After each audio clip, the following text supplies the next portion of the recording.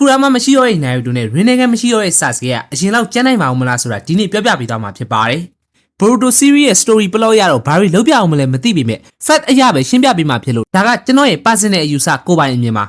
Number 1 Chakra and Jutsu Naruto က Uzumaki clan ရဲ့များပြားတဲ့ Chakra နဲ့မွေးဖွားလာတဲ့ကောင်ဖြစ်လို့ Multi Shadow Clone Jutsu ကိုတော့တေချာပေါက်သုံးနိုင်အောင်ပါအဲ့ဒါအပြင်ငငယ်ရလို့မဟုတ်ပဲတခြား nature style တွေကိုပါ hand sign ဖော်ပြီး AACC သုံးနိုင်အောင်ပါဖြစ်ပါတယ် Rasengan တလုံးနဲ့ fighter လုံးတွေရဲ့ Konohama တို့တောင်ဂျိုနင်ဖြစ်နေတဲ့အချိန် Rasengan ကိုထုံးလုံးမွေရေလိုနောက်လာတဲ့ Naruto က Extreme Jutsu တွေကိုတေချာပေါက်အသုံးချလို့ရအောင်ပါ Number 2 Sage Mode Naruto က perfect Sage Mode ကိုအသုံးချနိုင်တဲ့သူဖြစ်တဲ့အပြင်လက်ရှိသူ့ရဲ့အတွေ့အကြုံရဆိုရင်အရင်လို Sage Mode ရဖို့ငြိမ်ငြိမ်လေးထိုင်နေစရာမလိုတော့ပါဘူး Sage Mode ကဘလောက်အသုံးဝင်လဲဘလောက်ကျန်းလဲဆိုတာကိုတော့အားလုံးသိမှာပါ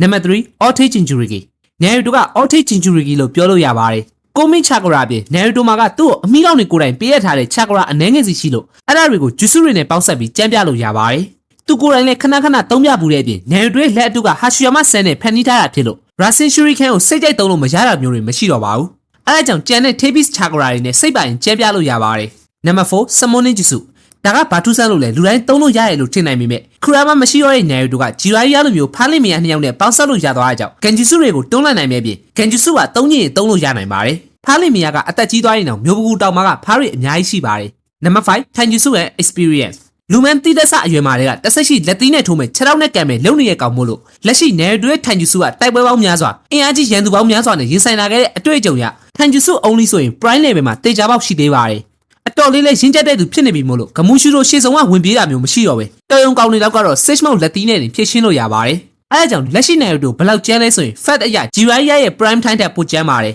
ဒုတိယအနေနဲ့ Sasuke Number 1 Eternal Mangekyo Sharingan Sasuke မှာ Rinnegan မရှိတော့တဲ့အတွက် Teleport နဲ့ Speed Time Ninjutsu လို့အရာကိုအသုံးပြုလို့မရတော့ရင်တော့ Uchiha ရဲ့ Pure Blood စစ် Power Mission တယောက်ဖြစ်နေတဲ့အပြင် Perfect Susanoo ကိုလည်း AACC သုံးလို့ရအောင်ပါ Susanoo ဆိုတာကတခါအသုံးပြုမှုတဲ့ Uchiha သွေးစစ်ဆိုရင်မျက်လုံးတစ်လုံးမှမရှိတော့ရင်တော့သုံးလို့ရပါတယ်အဲ့ဒါအပြင်ညာဘက်မျက်လုံးက EMS ဖြစ်နေတဲ့အတွက် Itachi လိုမျိုးသုံးလာကြလို့ side effect တွေပါလည်းရှိမှာမဟုတ်ပါဘူး Number 2 Jutsu Naruto က Rasengan တစ်လုံးနဲ့လူလဲပက်လုံနေတဲ့အချိန်မှာတော့ Sasuke ဆိုတဲ့ကောင်က Jutsu ပေါင်းများစွာတိုက်ကွက်ပေါင်းအများကြီးကိုအထာကျကျသုံးပြခဲ့တဲ့ကောင်ပါမြင်သာအောင်ပြောရမယ်ဆိုရင် Amaterasu Flame Control Kirin Itachi နီးပါးကျန်တဲ့ Genjutsu Chidori Summoning Jutsu အစရှိသဖြင့်အများကြီးပါ Izanagi နဲ့ Izanami လို့ Jutsu ကတော့ EMS နဲ့ level မတန်လို့ထည့်မတွက်ပါဘူး Number 3 Taijutsu and Experience Uchiha သားတွေ Taijutsu ဘလောက်ကျန်လဲလူတိုင်းရဲ့မျက်ခွက်ကဖနှက်ရတွေကိုကြည့်ုံနဲ့သိနိုင်ပါတယ်အဲ့ထဲမှာ Boruto တောင်ပါပါသေးရဲ့ငငယ်တွေက Naruto ထက်တာခဲ့တဲ့ကောင်ဖြစ်လို့လက်ရှိမှာသူ့ရဲ့ experience ရ Naruto ထက်မလျော့တဲ့ကိုယ်ခံပညာနဲ့ခေါင်းသုံးတတ်တဲ့ကောင်ဖြစ်လို့ stay OP ပါအဲ့ဒါအပြင် Rinnegan မရှိတော့တဲ့အတွက်တောက်ကျိုးနဲ့ Chakra ခဏခဏကုန်နေတဲ့ဒုက္ခကြီးကလည်းတက်တာသွားမှာဖြစ်လို့လက်တစ်ပတ်မရှိတော့တဲ့ Sasuke ကပြောရရင်အရန်အသုံးဝင်တဲ့အရာတွေပျောက်သွားရုံပဲဖြစ်ပါတယ်အဲ့တော့လက်ရှိ Sasuke ဘလောက်ကျန်းလဲဆိုရင်ရောဘမရှိရဲ့ Itachi တက်ပိုကျန်းပါတယ်အဲ့လိုဆိုရင်လည်းမေးကြအောင်မယ်လက်ရှိ Naruto နဲ့ Sasuke ကဘသူပိုကျန်းလဲပေါ့ဒီနှစ်ကောင်ကဘတော်မှထပ်ပြီးရန်ဖြစ်တော့မဲ့ကောင်တွေမဟုတ်လို့ရှင်းစရာမလိုပေမဲ့ first ကြစဉ်းစားကြည့်မယ်ဆိုရင် Uchiha သွေးစစ်စစ်ဖြစ်တဲ့ Sasuke က Jutsu တွေ skill တွေ speed တွေပို့တာပြီး Uzumaki clan သားဖြစ်တဲ့ Naruto က stamina durability နဲ့ Chakra အမောက်မှာပို့ပြီးတာပါတယ်အတင်းကတ်တက်ပြီးစဉ်းစားကြည့်မယ်ဆိုရင် Sasuke ရဲ့ Genjutsu ကို Ashura ရဲ့လူဝင်စားဖြစ်တဲ့ Naruto ကကောင်းလာလို့မရဘူးဆိုရင်တော့ပခုံးမတင်ထားတဲ့ဖားနှကောင်နဲ့ခဏလောက်ခြေလိုက်ပါမယ် Jutsu တွေအများကြီးကိုလည်း Rasengan မျိုးစုံနဲ့ခြေလိုက်မယ် Izanami လို့ Jutsu သုံးရင်တော့ Naruto လိုကောင်ကစက္ကန့်ပိုင်းအတွင်းပြတ်ထွက်လာမှာဖြစ်လို့ Sasuke ကသုံးမှာမဟုတ်ပါဘူးSasuke ရဲ့ Perfect Susanoo ကိုတောင်ဂါမာပေါ်နာလို့အေယာမဖာကြီးနဲ့ပြန်ချလို့ရပါတယ်ဆိုပြီးထားလိုက်ရင်တော့ပြဿနာက Amaterasu ကိုကောင်းတာဖို့ Chakra ဝေးုံမရှိတော့တဲ့အတွက်တေချာပေါက်တိုင်မဲ့အောင်မှာဖြစ်ပါတယ်ချိန်ပေးတဲ့နေရာမှာအတော်ဆုံး Uzumaki clan ကမို့လို့ Sealing Jutsu နဲ့ Amaterasu ကိုတားမယ်လို့ပြောရင်လေ Naruto ဆိုတဲ့ကောင်က series တစ်လျှောက်တစ်ခါမှမသုံးခဲ့ဘူးပဲတင်ပေးမဲ့သူလည်းမရှိရဲ့ပြင် Healing Jutsu ကိုလည်းလုံးဝမသုံးတတ်ပါဘူးလို့သူကိုယ်တိုင်ဝန်ခံတာလို့ Kurama ရဲ့ Healing အစွမ်းမရှိတော့တဲ့ Naruto ကတော်တော်လေးအခြေအနေမကောင်းတဲ့အနေထားပ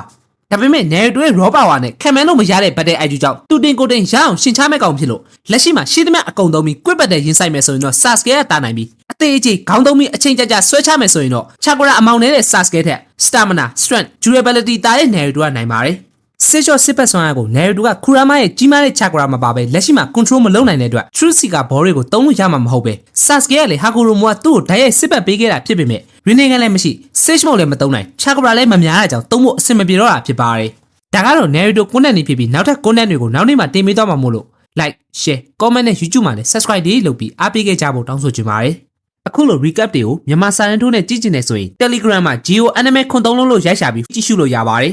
brother က Facebook ကပဲဖြစ်ဖြစ် YouTube ကပဲဖြစ်ဖြစ်ဒီဗီဒီယိုကြည့်နေရဆိုရင်ကျွန်တော်အတွက်အနည်းဆုံးတော့ like တစ်ချက်နဲ့ comment တစ်ခုခုအဆင်ပြေရလေးမှန်းငယ်ပေးဖို့တောင်းဆိုချင်ပါတယ်သဘောကျရင်တော့ share လေးနဲ့ပါကူညီသွားလို့ရပါတယ်